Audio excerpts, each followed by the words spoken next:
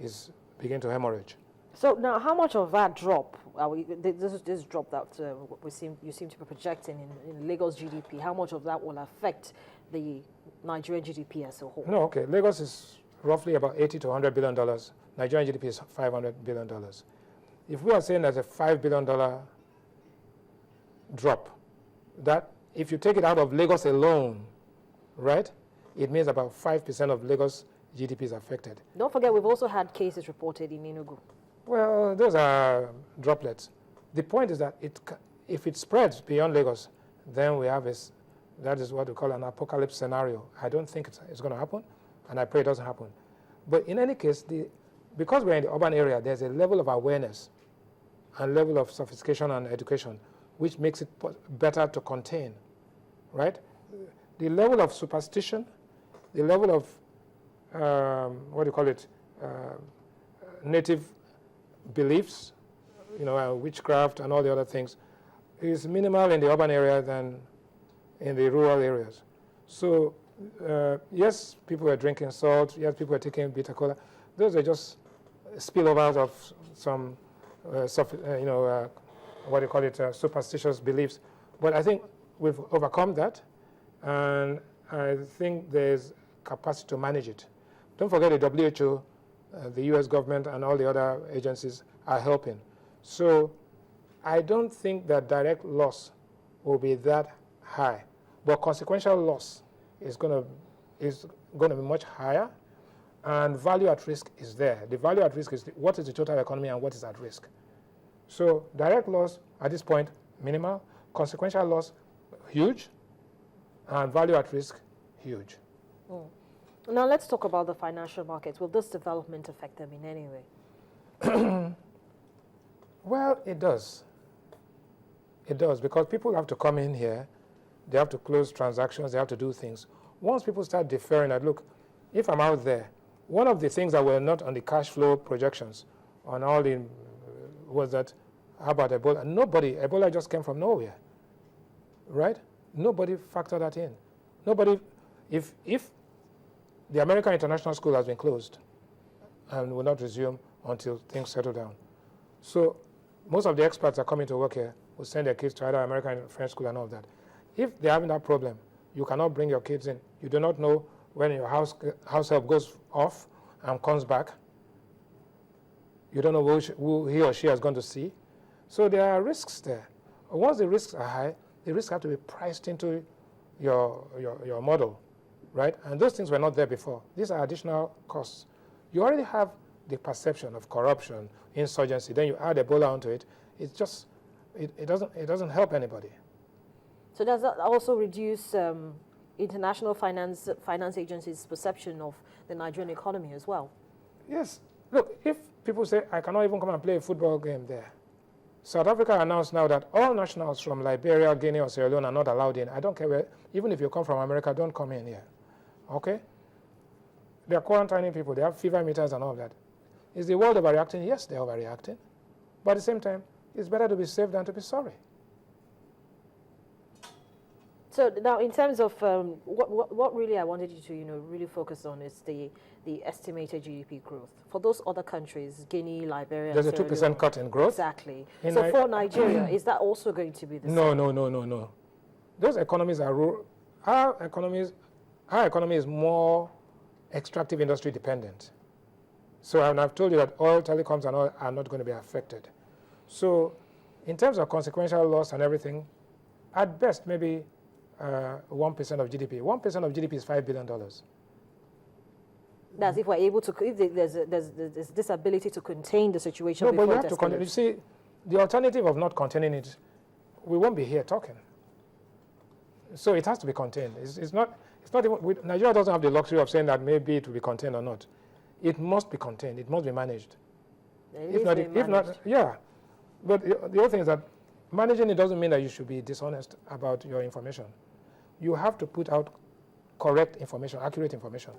Right now, there's some of the information coming out may not be accurate. And so it's very easy to repudiate that or to check whether that information is correct. So if you say, oh, it's been contained, and at the same time there are 5 new outbreaks, then another 5 new outbreaks. Before you know it, there'll be panic. And panic itself is a cost. So we need to be honest about it. So now, looking at those other sectors that are actually benefiting from this scare, you talked about the sanitizers, hand sanitizers, bitter cola, and salt, which everybody erroneously found out was, very, very wrong to ingest. What other sectors are actually benefiting? Mostly sectors that actually focus on consumers. Let me put it this way. I don't know that in time of crisis, I would say telecoms is benefiting. I would say petroleum sector is benefiting. E-commerce.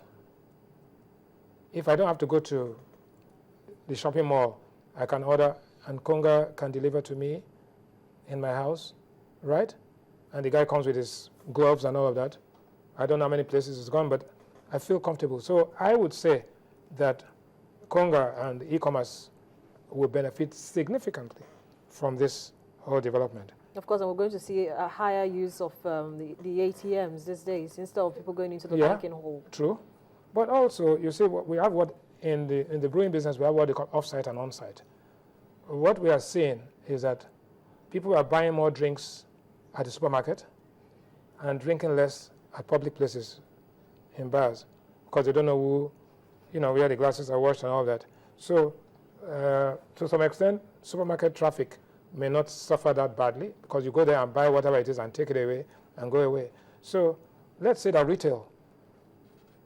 e-commerce retail will increase, retail itself will be average, but bars and restaurants and dining places and all that are suffering. Maybe not so much banks? Banks, I can do my transaction without going to the bank. So I can use my mobile money. Yesterday, Glo launched their mobile money with their partners, Stanbic, Echo and First Bank, and Zenith. And other, MTN and Diamond have launched that, all the banks. So those that have invested in electronic distribution channels are going to benefit. But the ATMs, after you finish, somebody presses his PIN and I press my own PIN, how do I know what has happened? But again, the thing about the Ebola virus, it cannot last outside its host for more than about 10 minutes. So it must be in a host, and that host must be sick, must be showing symptoms before you can. So I think the fear is more than the reality. Okay, so. But then they say the fear of anything is the beginning of wisdom. Well, you have nothing to fear but fear itself, and fear can be a deterrent to productivity. So I think in this particular case, fear is a negative productive catalyst in terms of economic activity. Now, in terms of looking at outlook for the short to medium term, for Nigeria, what are your thoughts? I think because it's an urban phenomenon, it's going to be difficult to eradicate it immediately. So two things: one, contain it from going outside of the Lagos area, and secondly, manage it down and with the WHO. So I would say maximum of 6 months or minimum of 3 months from the day we started. So from July, you take August, September. So September, October latest, you should have it under control. But worst case, by Christmas, it should be under control. Now, from what we see on our screen there, the outlook for the Republic of Congo had the highest fatality rate of 90% and lasted for 5 months. For 5 months, and then the outbreak in Uganda lasted for 3 months, and it was 71% fatality. For here, in this place, maximum fatality I think will be 20%. Right now we have much lower than that because we've had 5 fatalities out of so much. So I think that we probably can get away with 20% fatality, but I don't think the outbreak. I think because it's now being managed, tactically, and with the support of the international community, and Nigeria is such an important market. So if British Airways was to stop flying into Lagos, or in Nigeria, that is 14 flights a week. That's huge. So you can't treat Lagos like Monrovia, and you can't treat Lagos like Freetown. Those 3 states put together is less than 20% of the Lagos economy, those three countries put together. So fingers crossed that by the end of the year, we shouldn't see so much as a drop in GDP figures or economic variables of the market. Not significant. $5 billion is 1% of $510 billion.